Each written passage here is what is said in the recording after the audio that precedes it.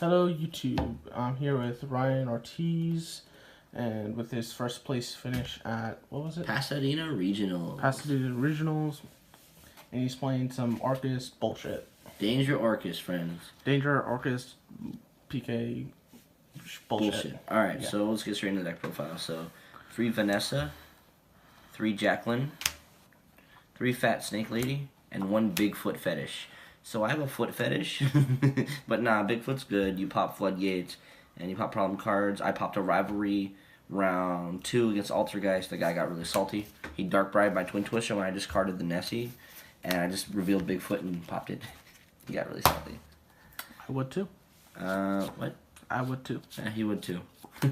So, Orcust Engine, if you don't play this ratio, you're wrong. So, this, because I'm bad at resource management, and sometimes it gets banished, and you want the other one's going to get stuck. So you have to have the second one to go off. And if you start the combo without making Mermaid, you pretty much win. This card's absurd. You better play it. It's literally an extender, and if you open full combo with a Nightmare, we don't got to use the effect, you can just dump this and have an extra extender. Moving on to the best cards in the deck that aren't Orcust. Oh my god, that's absurd. I sniped so much shit. People don't play this because they want, like, the theory of, oh no, if I get ashed, I lose. But if you get ashed on the connector, your Mermaid doesn't get ashed, your Harp doesn't get ashed, and you pretty much win the game at that point if you have an extra extender to make the Mermaid. If they have effect negation, they have effect negation either way. You're probably going to lose that game either way. I like hand advantage. I played 3 strikers, and I'm not going to lie, I didn't see a single monster in any of their hands. It was all spells. They're pretty nuts. So, 2 cards of Trickstars. This card's amazing because on its own, it's literally a like an extender. And if you do this plus this, you can snipe bigger monsters and snipe more. Like, I've sniped, one time at locals, I sniped 3 Overraptor out of a guy's hand. He was salty. Was it John? It was not John. It was Leon. Okay. And, oh, something funny. If you summon this with the Jackalope, you can snipe Phantasme with Dolphin. I didn't do it, but I've done it once at locals, and the guy was like, wow, you know what? You deserve the win, buddy. So, 1-1. If you play more than that, you're bad. You never want to see these unless in niche circumstances when you have to break boards, but that's what the dangers are for. So, it's not really optimal to draw these, which is why I cut them down to 1-1. And 3 of the best hand trap in the game. You stop Sanctum, you stop Engage. Oh, I blind Ash the first Engage in the first circle every time. Because if they don't have Ray or Gazelle, I don't want them getting to it. I'd rather make them work off of what's already in their hand. And they're forced to make a subpar board there. And if they already have an amazing hand, then it puts them back a little bit. Or I was going to lose that game anyway. So that's the theory I operate on. So that's it for the monsters, or the spells. 3 copies of I Win the Game. Power cards, Foolish. I side this out a lot, actually. It's weird. It's not really like an extender. It can be. It's not really like a starter, because you need another monster to go with it. So when I need that extra side out spot, I usually side out the Foolish. I know I'm weird, but I'm playing a weird deck, so I like it. 5 connectors, or 4 connectors, power card. So after the event, when I won my last round, the judge was like, dude, you're the first guy I thought playing Reborn in Orcust. I'm like, are these people stupid? Should I call, like, the local hospital and have them checked in for signs of brain activity? I mean, that does seem kind of stupid. I should play. I really, I mean... We all agreed. It was banned for a reason. It was banned for a reason. 2 copies of I Hate Mystic Mine. Round 8, when I played my friend Leo Anaya, he flipped Mystic Mine on me 4 times in, like, a full match. Game 1, I had to scoop. In games 2 and 3, I had to Twin Twister it. Not fun. Very much not fun. Mystic Mine's a balanced card, right? No. 2 copies of Light Stage. No Terraforming. You don't want to lose a Colossus. It's already started to lose a Colossus on its own. But my theory goes, like, if your hand's a bunch of cards that lose a Colossus, you can't play the game. So 2 is fine because you want to see it, but you don't want to see it in multiple. And this is like a win button against Striker. I might bump this up to 3. I'm still testing it. But hitting the card that you know is a threat, like a Shark Cannon or whatever they set off the Shizuku, is amazing because it forces something out, and it's a card that they can't play with. It kind of conflicts with this card, but at the end of the day, I value setting the Crescendo first because I don't want to lose the Twin Twister on my Fog Blades or my Crescendo or my Babel. So I keep the Light Stage in case they're playing a back row deck, so that way I can snipe back row on my turn to go off and win. and return. Oh shit, bro, this card's absurd. Drawing into more cards is good. I couldn't get the Galatea into the grave versus my round 5 opponent, the only match I lost. I went return, sack it for the symbol, draw 2. I drew into Lancia, and I drew into Ash. And that literally was full combo. He played through it and won. That man deserves the W. I'm not going to lie. That man's deck was spicy, but that's a story for later. And for traps, searchable Fiendish Chains are pretty cool. I love making the Time Thief. This is my favorite and least favorite card in the deck because it's not a fucking effect monster, man. You don't know how many times I want to make Galatea with this and I can't. And I'm just kind of sitting there like, why aren't you an effect monster? Why can't you have an effect where I take like 500 damage on summon or something? Like, I'll take I'll take half my fucking life points. I'll take Destrudo.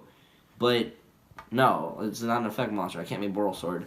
So I'll get on to the extra deck about something I might change later in the future that a friend of mine recently suggested. Oh, and set this first. Don't set Babel. Setting Babel, you lose a Twin Twister. That is true. 45 cards in the main deck. And extra. You madman. I'm not a madman. Madmen play 60. You don't see your side deck cards and you lose because you draw wonky ass hands full of stuff. Mark. John. Yeah, John. So the Nightmares, Unicorns, Cerberus, Phoenix, and I decided to spice the fuck up and play 2 Mermaid. So In case the Ash one. round 10, my hand was garbage. It was like double symbol, an Ash, a Chalice, and like some other bullshit. And the game got super grindy, so I made a Mermaid. He ashed it. And then next turn, I made another Mermaid, and he's like, you play 2? I'm like, yeah. Because he didn't set up a board with the Rage, because he had like a big board, and I had like only one I had a Cerberus National Monster Zone. And nothing at top deck would have broke the Salamangreat board except for that. And I pretty much won from there. 2 Galatea. If you play the deck right, you need 2. Obviously, you need to. Well, if you play the deck right, you need 2. If you want to be really safe or you play like recklessly, you need 3. But I've learned that after you make your combo, none of your cards need value past turn 1. It's like Goki. This deck is Goki 2.0. Do you agree with me? Yeah, kind of. It's kind of Goki 2.0, but at least you have a hand to you have a hand to start with. Yeah, you try to like put up like 5 negates. Yeah. So 2 Galatea is fine. I missed the third like 1 game only in the mirror match, but that's because it got super grindy. But usually you should be able to win past that. Not a lot of decks can play through double Fogblade and a Crescendo or a Babel. Not to mention the hand traps or whatever else you have set. Time Thief is also absurd. We're just going to go a little bit out of order. So Exceeds, we have Break Sword. This came up once. But I like the idea of doing this because you go pop, pop, and then you make Dingirsu, you send something else. That's 3 cards gone, and not a lot of decks can play through like losing that many backward, losing that many resources on their board. So it comes up once in a while. All your dangers are 3s, and it's pretty good. My favorite card in the extra deck, honestly, Time Thief Redoer. Woo! This card was absurd all day. Dude, that needs to get a rarity bump soon. It does. Someone, actually, shout out to my friend Ryan, the judge. He's like, hey, give me $1 for this Time Thief. I'm like, fuck it, why not? I love this card. Pretty sure it's under $1 though. Yeah, but it's German. So. Oh. Then yeah, worth it. You do this to Salamangreat, bye normal summon, you win. I got even lead for 8 cards. I kept the Time Thief, and I won the game. Yeah, that makes sense. Because he had like 2 cards in hand. I went spin back Buffalo, and he lost. Yeah, that makes sense. Yeah. So, Longyearsu, I didn't make him, but he's there to out dumb shit. Plus, he's an extra extender you can make, I guess, if you draw really good.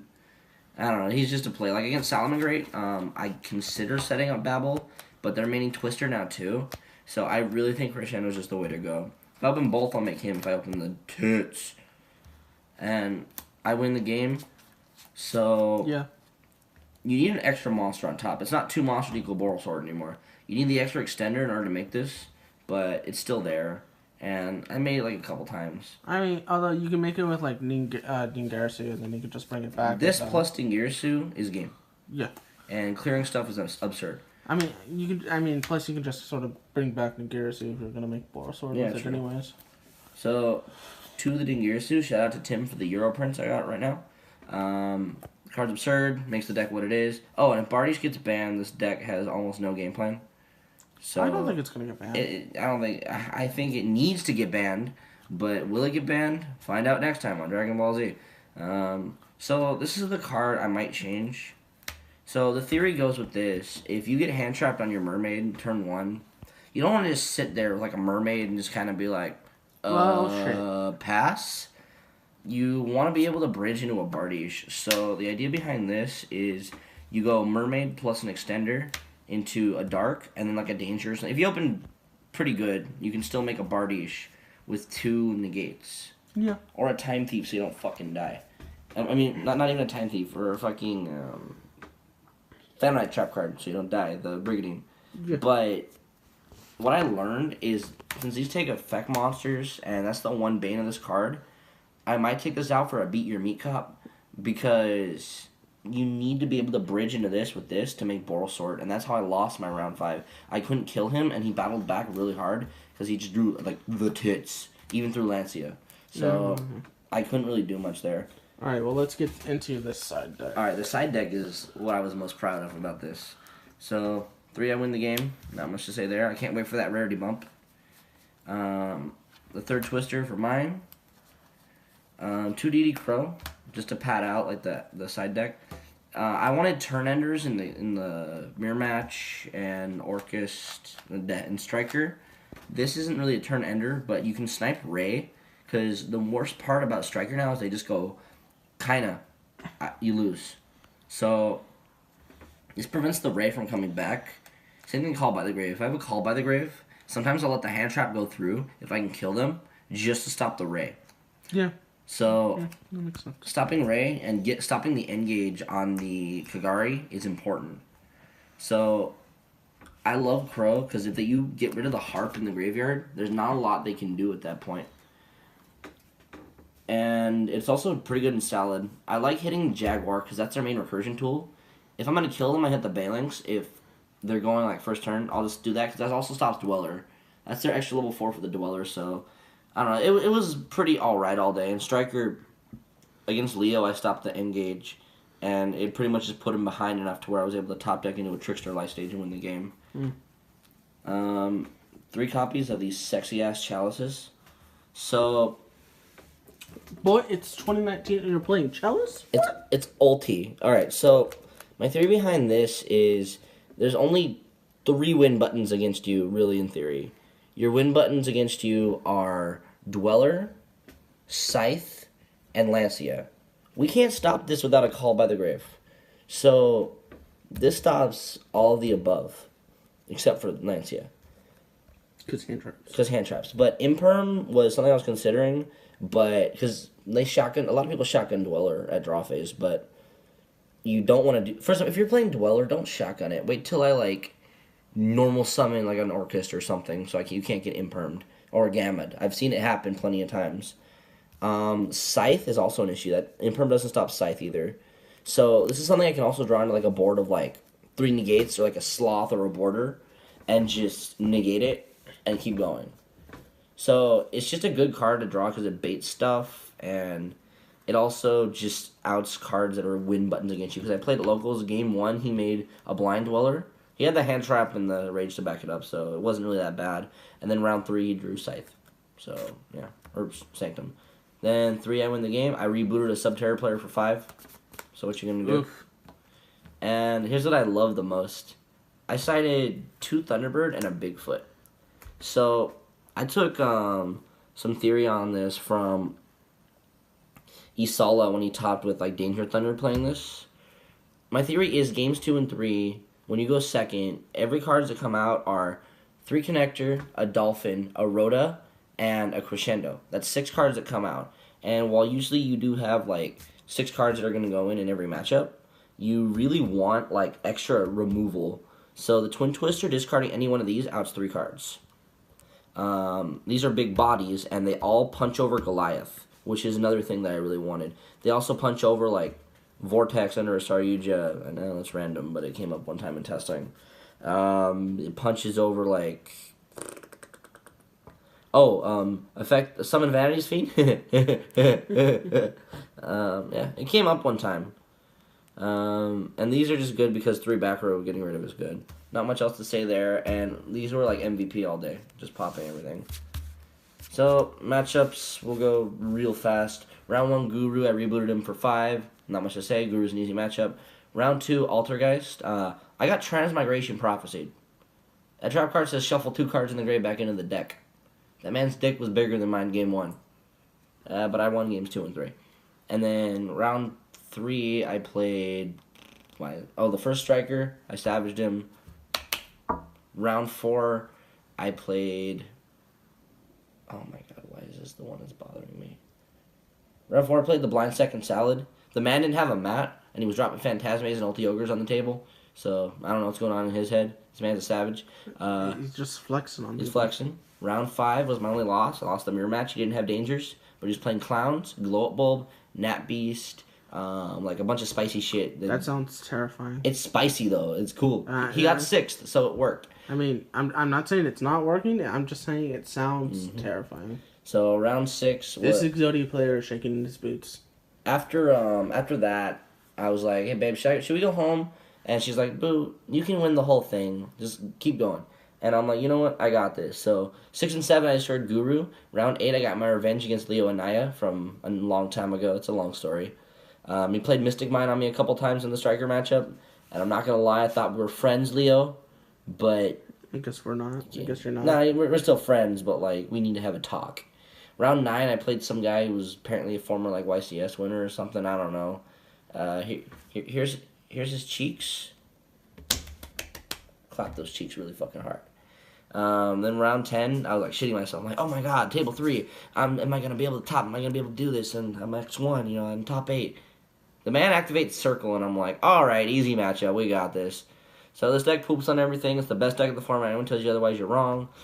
Shout-outs to my amazing girlfriend, Kat. I love you. I don't know where I'd be without you. You kept me going throughout the day. Brought me drinks and stuff. I love you to death.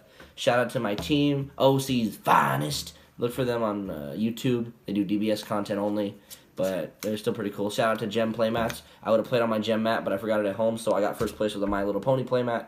Best decision of my life. And I was too lazy to ask for a Gem playmat from the other people. But shout out to Brandon. He does a great product. I love his mats. Shout out to my sponsor, Tim, and DNL Collectibles over at Frank & Sons. They made this deck possible. And shout out to Chelsea Tier Grimner for my man. And my man, the guy on Facebook, Kavev Rutin, that made that. My man. And shout out to, I'm a chef. Cyril, you made that day fun. You're weird, but you made it fun. So this is 2 tops while you're having the Cyril with you. Yeah, 2 tops. I'm pretty much coming in hot this year. I got my top 8 back in February with Draco. I'm getting my first win here. And now I'm going to try and take Giant Card to Anime Expo. I'll see you there. Alright, just don't let it go to your head, Alan.